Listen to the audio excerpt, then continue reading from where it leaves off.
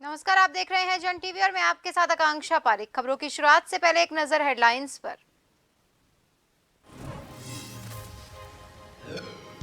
CM Dhami ने केदारनाथ में पुनर्निर्माण कार्यों का किया निरीक्षण। तीर्थयात्रियों की सुविधा के लिए 148 करोड़ रुपए होंगे खर्च। आवास बेस कैंप स्थित हेलीपोर्ट का होगा निर्माण।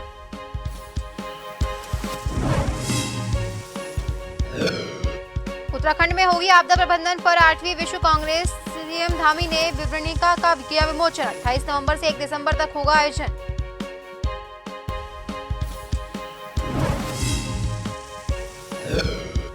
उत्तराखंड में जारी है सियासी फेरबदल। कई कांग्रेस नेता और कार्यकर्ता पहुंचे कमल की छांव में। सीएम निशंक और भाजपा प्रदेशाध्यक्ष ने दिलाई सदस्यता।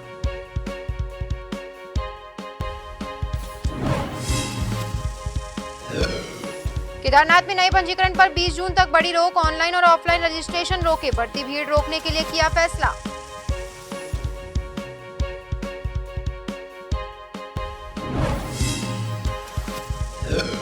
और काशीपुर में पुलिस ने किया चैन स्नैचिंग की घटना का खुलासा। 3 भाइयों को किया गिरफ्तार। स्नैचर 3 भाई पकड़े।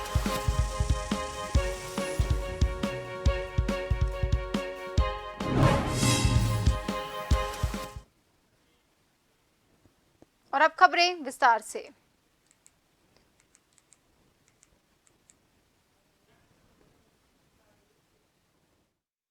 पुष्कर सिंह धामी रुद्रप्रयाग के दौरे पर है। सीएम केदारनाथ धाम के दर्शन करने पहुंचे। इस दौरान उन्होंने देश प्रदेश के लिए सीएम खुशहाली की भी कामना की।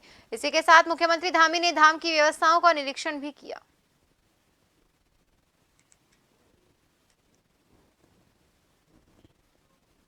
मुख्यमंत्री पुष्कर सिंह धामी ने कहा कि पिछले 10 सालों में केदारपुरी को भव्य और दिव्य बनाया गया है। केदारनाथ में पुनर्निर्माण के काम लगभग पूरे हो चुके हैं। उन्होंने कहा, जून 2013 में आई आपदा के बाद केदारनाथ मंदिर के अलावा आसपास का पूरा इलाका तहस नहस हो गया था। केदारनाथ में आपदा के बाद आदि गुरु शंकराचार्य के समाधि स्थल, सरस्वती घाट, मंदाकिनी घाट, आस्था पथ, तीर्थ पुरोहितों के आवास और ध्यान गुफा जैसे अनेक निर्माण कार्य किए गए हैं।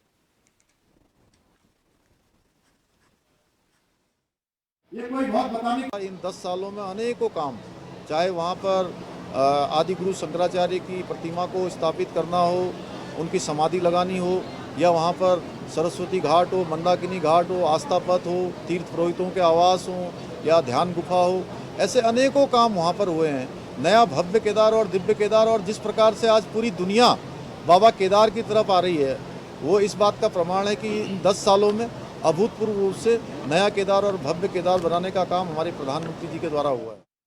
मुख्यमंत्री पुष्कर सिंह धामी ने विश्व विख्यात केदारनाथ धाम के दर्शन किए। इस दौरान उन्होंने यात्रा से संबंधित बैठक भी ली और अधिकारियों को आवश्यक दिशा निर्देश दिए। साथ ही धाम की यात्रा पर पहुंच रहे तीर्थयात्रियों को बेहतर से बेहतर सुविधाएं देने के लिए अधिकारियों को कहा।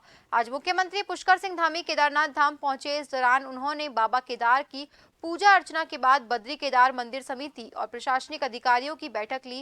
बैठक में सीएम ने कहा कि जो भी तीर्थयात्री धाम आ रहे हैं, उन्हें अच्छी सुविधा मुहैया करवाई जाए।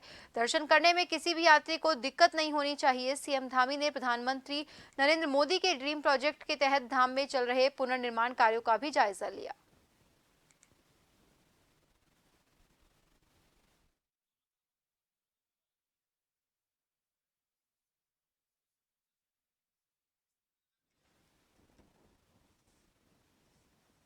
आपको बता दें, मुख्यमंत्री पुष्कर सिंह धामी ने आज केदारनाथ धाम के दर्शन किए। इस दौरान उन्होंने यात्रा से संबंधित बैठक भी ली और साथ ही अधिकारियों को आवश्यक दिशा निर्देश दिए। इसके साथ ही अधिकारियों को यात्रियों के लिए बेहतर से बेहतर सुविधाएं देने के लिए कहा। क्योंकि बड़ा 10 साल पहले त्रासदी का दिन था और इसमें जो भी देश विदेश के श्रद्धालु आए थे, हताहत हुए थे, दिवंगत हुए, हमारे बीच में नहीं रहे, उन सभी को मैं श्रद्धांजलि अर्पित करता हूं और भगवान से प्रार्थना करता हूं कि उन सभी को, उनकी आत्मा को शांति दे, उनके पारिवारिक जनों को, सबको इस दुख को जो असमय आया है उसको सहन करने की शक्ति प्रदान करे। और साथ ही साथ जो यहाँ पर 10 सालों में तेज़ी से निर्माण कार्य हुआ है। बाबा केदार की कृपा से हमारे यशस्वी प्रधानमंत्री आदरणीय नरेंद्र मोदी जी के नेतृत्व उनके दिशा निर्देशन में एक भव्य केदार और दिव्य केदार का निर्माण हुआ है। यहाँ पर आस्था पथ से लेकर ईशानेश्वर मंदिर, हमारे शंकराचार्य जी की समाधि और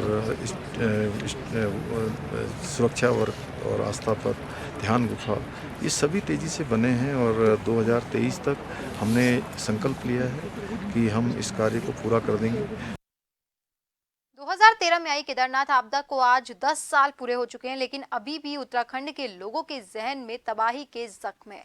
16-17 जून को 2013 को आई आपदा में हजारों मौतें हुई थी। इन 10 सालों में केदारपुरी का स्वरूप भव्य हो गया और पूरी तरह बदल चुका है। आज 10 साल बीत जाने के बाद भी भाजपा प्रदेश अध्यक्ष महेंद्र भट्ट ने एक बार फिर उस पल को याद करते हुए कहा कि केदारनाथ आपदा का दुख कभी खत्म नहीं होने वाला है। बड़ी संख्या में वहां क्षति हुई, उस दुख को प्रधानमंत्री जी ने कम करने का प्रयास किया है। आज भव्य केदारपुरी बनकर तैयार है और केदारनाथ में श्रद्धालुओं की संख्या लगातार बढ़ती जा रही है।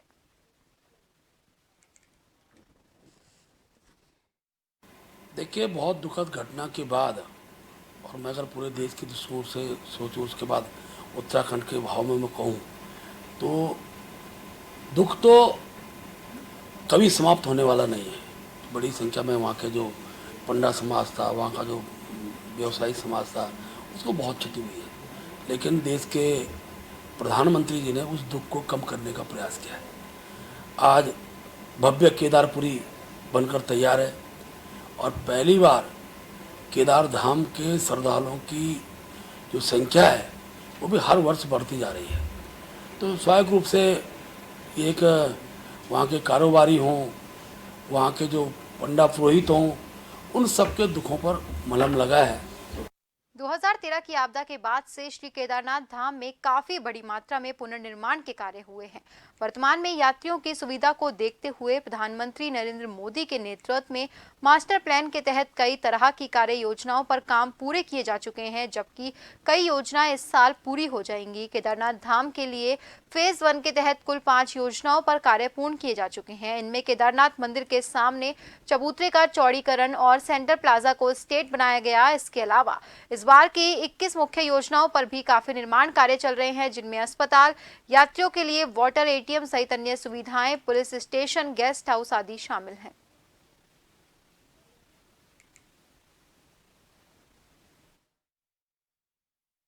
देखिए, जब आपदा आई थी 2013 में, उसके बाद जो केदारपुरी में जो डैमेज हुए थे, उसके बाद 10 साल में काफ़ी यहाँ पर निर्माण कार्य हुए हैं और यात्रियों की सुविधाओं को देखकर ही वर्तमान में माननीय प्रधानमंत्री जी के नेतृत्व में एक मास्टर प्लान का यहाँ पे इम्प्लीमेंटेशन किया जा रहा है, जिसमें कई ऐसे प्रोजेक्ट्स हैं जो हमारे पूर्ण हो गए हैं और कई ऐसे प्रोजेक्ट्स हैं जो इस साल पूर्ण होने जा रहे हैं। इसमें कुल मिला के 5 प्रोजेक्ट्स हमारे फेज़ 1 में थे जो पूर्ण कर लिए गए हैं, जिसमें आप देख रहे हैं मंदिर के सामने जो चबूतरा था उसको चौड़ा किया गया है, तो आगे सेंट्रल प्लाजा स्ट्रीट बनाई गई है। इसके अतिरिक्त जो इस बार जो मेन 21 प्रोजेक्ट्स है उसमें काफ़ी निर्माण कार्य चल रहे हैं, जिसमें हॉस्पिटल है। केदारनाथ यात्रा में नए पंजीकरण पर 20 जून तक रोक बढ़ गई है। ऑनलाइन और ऑफलाइन अब 20 जून तक नए पंजीकरण नहीं होंगे। आपको बता दें, बढ़ती हुई भीड़ को नियंत्रित करने के लिए फैसला लिया गया है। चारों धामों में अब तक 27 लाख से ज्यादा श्रद्धालु दर्शन कर चुके हैं, जबकि सबसे ज्यादा केदारनाथ में 9,30,000 से ज्यादा भक्त पहुंचे हैं।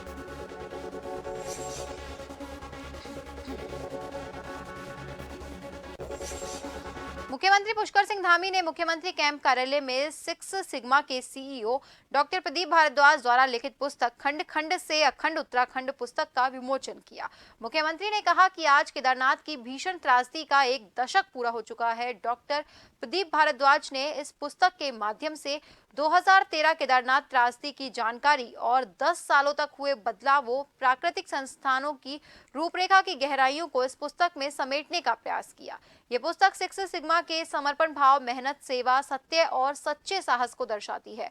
उन्होंने श्री केदारनाथ में 6 सिग्मा द्वारा चिकित्सा के क्षेत्र में सराहनीय कार्य करने के लिए 6 सिग्मा की टीम को बधाई भी दी। पुस्तक के लेखक डॉक्टर प्रदीप भारद्वाज ने कहा कि उन्होंने सत्य घटनाओं पर आधारित ये पुस्तक लिखी है। उन्होंने कहा पुस्तक में 2013 में श्री केदारनाथ में आई आपदा के समय वहां की स्थिति और उसके बाद हुए पुनर्निर्माण के कार्यों के बारे में जानकारी दी गई है। सिक्स सिग्मा द्वारा श्री केदारनाथ में जन सेवा के लिए किए जा रहे कार्यों को दर्शाने का प्रयास किया गया। श्री केदारनाथ की यात्रा के दौरान श्रद्धालुओं को क्या उपयोगी वस्तुएं अपने साथ ले जानी चाहिए, इसकी भी जानकारी दी गई।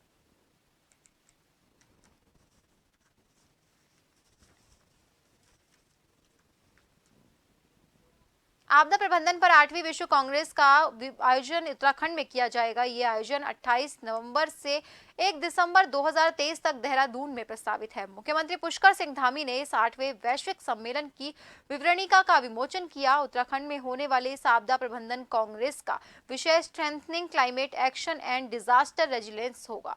आपदा प्रबंधन के लिए नवाचार, सहयोग और संचार पर इस विश्व कांग्रेस में प्रमुखता से चिंतन और मंथन होगा। इस विश्व कांग्रेस में पर्वतीय पारिस्थितिकी और संचार पर विशेष रूप से फोकस किया जाएगा।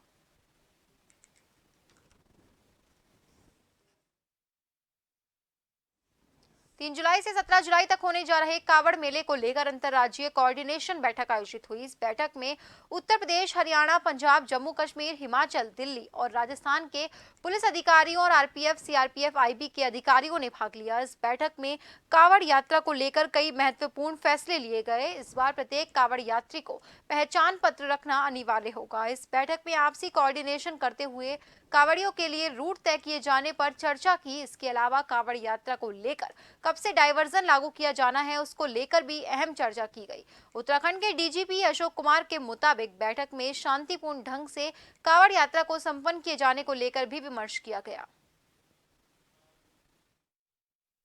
आज जो है इस वर्ष की कावड़ मेला की जो 3 जुलाई से 17 जुलाई तक होने वाला है, उसकी हमारी अंतर्राज्यीय कोऑर्डिनेशन बैठक थी और इसमें उत्तर प्रदेश, हरियाणा, पंजाब, जम्मू कश्मीर, हिमाचल, दिल्ली और राजस्थान के अधिकारियों ने भाग लिया, आईबी के अधिकारियों ने भाग लिया, आरपीएफ और सीआरपीएफ के अधिकारियों ने भाग लिया और हम लोगों ने आपसी कोऑर्डिनेशन, रास्तों कौन से रूट से कैसे होना है, उसके बारे में कब से डाइवर्जन लागू किए जाने हैं, उसके बारे में चर्चा की। हर कांवड़िया अपने साथ एक आईडी जरूर रखेगा, जिससे कोई दुर्घटना होती है तो उसका पता चल सके कि भाई इनका वो क्या है। और फिलहाल के लिए इस बुलेटिन में वक्त तो चला एक छोटे से ब्रेक का। जल्द हाजिर होंगे, बने रहिए जन टीवी के साथ।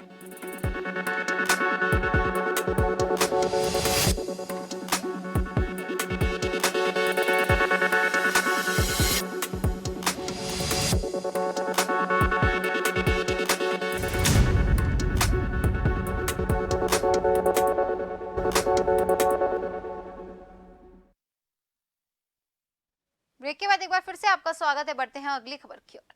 भाजपा का कुनबा एक बार फिर से बढ़ गया है। आज देहरादून भाजपा कार्यालय में भाजपा प्रदेश अध्यक्ष और सांसद रमेश पोखरियाल निशंक ने कांग्रेस के वरिष्ठ नेताओं सहित सैकड़ों कांग्रेसी कार्यकर्ताओं को भाजपा की सदस्यता ग्रहण करवाई। मनोहर लाल शर्मा, पूर्व राज्य मंत्री रघुराज बलियान, पूर्व प्रदेश महामंत्री वीरेंद्र चौधरी, चेयरमैन सहकारी समिति ने बीजेपी का दामन थामा। भाजपा प्रदेश अध्यक्ष ने कहा कि भाजपा ने कई शिक्षाविद, अधिवक्ता, पूर्व शिक्षक, उद्योगपतियों को भाजपा में शामिल किया है। वहीं महेंद्र भट्ट ने कहा कि जल्द कुछ और लोग भी भाजपा में शामिल होंगे और पीएम मोदी एक बार फिर से देश के प्रधानमंत्री बनेंगे।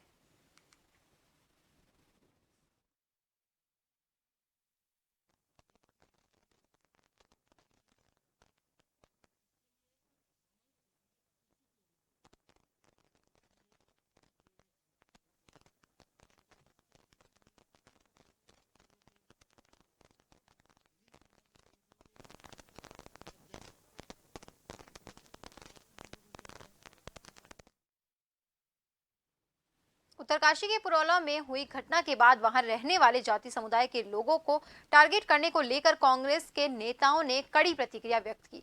हल्द्वानी पहुंचे कांग्रेस के दिग्गजों ने इस सब का जिम्मेदार बीजेपी को ठहराते हुए बीजेपी पर तीखा हमला किया।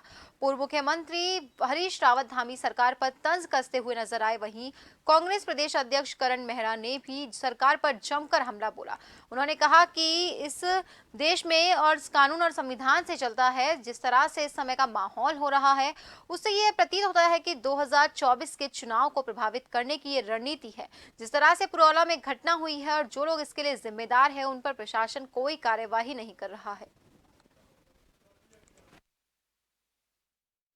राजनीतिक दलों के रूप में हम सबका कर्तव्य है कि हम शांति और सौहार्द को आगे बढ़ाएं और सबको संरक्षण दें, एक सुरक्षित उत्तराखंड का संदेश दे। ये सरकार का दायित्व है और सरकार का ये भी दायित्व है कि यदि कुछ लोग कानून का उल्लंघन कर रहे हैं, कुछ लोग सामाजिक व्यवस्थाओं को, परंपराओं को तोड़ रहे हैं, तो उन लोगों के खिलाफ कार्रवाई की जा सके, लेकिन निर्दोष पीड़ित न हो और दोषी बचे नहीं। यही एक अच्छी सरकार का कर्तव्य है और मैं उम्मीद करता हूं कि मुख्यमंत्री एक अच्छी सरकार और एक अच्छे मुख्यमंत्री के तौर पर काम करेंगे। और मैं सरकार से आपके माध्यम से पूछना चाहता हूं कि जिसने अपराध किया उसको आप दंडित करिए ना, किसने मना किया है, लेकिन जो निरपराधी हैं, जो उनके समुदाय के लोग हैं, उनकी दुकानों में जिस तरीके से हिंदू वाहिनी और बजरंग दल ने हमला किया है, उनके दुकानों में तोड़फोड़ की है, उनको व्यापार बंद कराने की कोशिश की है, पुलिस चुप क्यों थी? क्यों नहीं प्रशासन ने कार्रवाई की? उन संगठनों के नेताओं के खिलाफ क्या कार्रवाई हुई? ये हमारा प्रश्न है। उत्तराखंड के जोशीमठ में नगर पालिका का स्वच्छता अभियान चलाया जा रहा है, जिसमें नगर पालिका जोशीमठ द्वारा श्रद्धालुओं के साथ मंदिर के पास और अलकनंदा नदी किनारे सफाई अभियान चलाया गया। बद्रीनाथ धाम में उच्च न्यायालय उत्तराखंड और शहरी विकास विभाग के निर्देश पर शुक्रवार को स्वच्छता सप्ताह के तहत नगर पालिका जोशीमठ द्वारा श्रद्धालुओं के साथ मंदिर के पास और अलकनंदा नदी किनारे सफाई अभियान चलाया गया। उत्तराखंड के डोईवाला में बदहाल सड़क अब राजनीति का हथियार बनती जा रही है। दरअसल स्थिति सुधारने की मांग को लेकर ग्रामीण तो नाराज थे ही, लेकिन कांग्रेस पार्टी ने भी गांव के ग्रामीणों को अपना समर्थन देते हुए रोजाना धरने पर बैठने की बात कही है।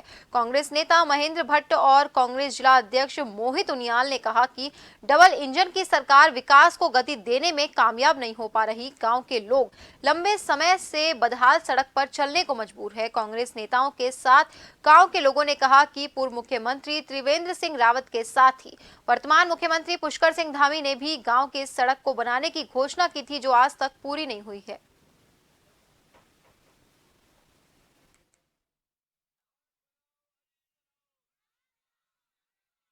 अभी आपने देखा ना वो हार्ट का ऐसे हमारे साथ यहाँ कम से कम कितनी लेडीज़ों के साथ हो गया।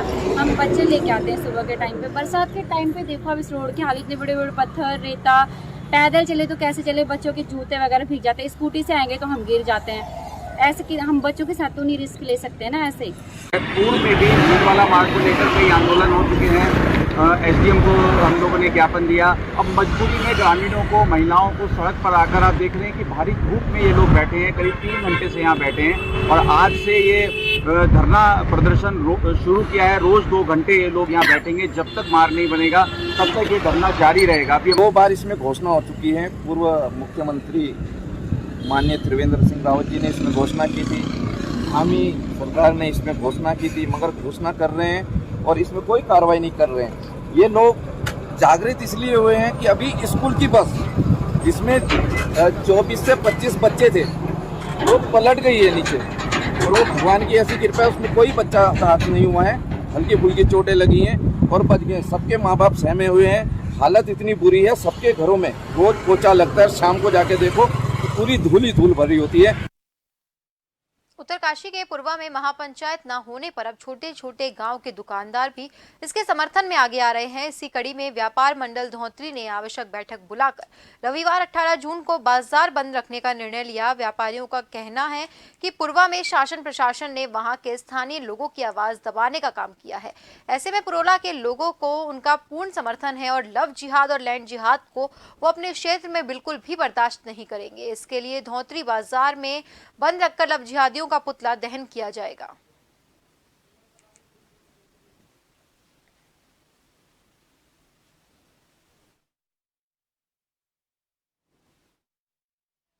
गैंगस्टर एक्ट का गैंग लीडर और 10,000 रुपए के वांछित इनामी आरोपी जहीर अब्बास को प्रेमनगर थाना पुलिस और एसओजी ने बिजनौर के कीरतपुर से गिरफ्तार किया। इनामी बदमाश फरार था और लगातार अपने ठिकाने बदल रहा था।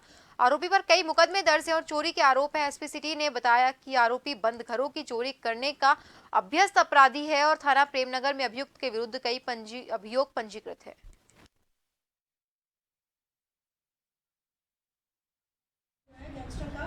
देखिए, थाना प्रेम नगर से गैंगस्टर में एक वांछित था जो लगातार जिसकी गिरफ्तारी के प्रयास किए जा रहे थे। जहीर अब्बास नाम का व्यक्ति है जो कि बिजनौर का रहने वाला है। पूर्व में भी इसमें चोरी के मुकदमे थे। इसके पश्चात 2022 में गैंगस्टर का मुकदमा लिखा गया और तब से लगातार इसकी जो है तलाश में पुलिस तलाश कर रही है। और इसके बाद इसके सूचना मिली कि ये बिजनौर में इसके होने की सूचना मिली, जिस पर जो है प्रेम नगर की टीम जो है बिजनौर गई और वहाँ से इसकी अरेस्टिंग की गई है। काशीपुर में पुलिस ने बीते दिनों अज्ञात बदमाशों द्वारा महिला से चैन स्नैचिंग की घटना का खुलासा करते हुए घटना में शामिल 3 सगे भाइयों को गिरफ्तार करने में सफलता हासिल की। शहर के बीचों बीच अचानक हुई इस लूट की घटना को गंभीरता से लेते हुए घटना के अनावरण के लिए पुलिस टीम का गठन किया गया। उप निरीक्षक मनोज जोशी और उप निरीक्षक सुनील सुतेड़ी के द्वारा घटनास्थल के आसपास सीसीटीवी कैमरा का अवलोकन करने के साथ साथ मुखबिरों को अलर्ट किया गया। इस दौरान मुखबिर की सूचना पर पुलिस ने पहला पुल के पास से 3 व्यक्तियों को गिरफ्तार किया।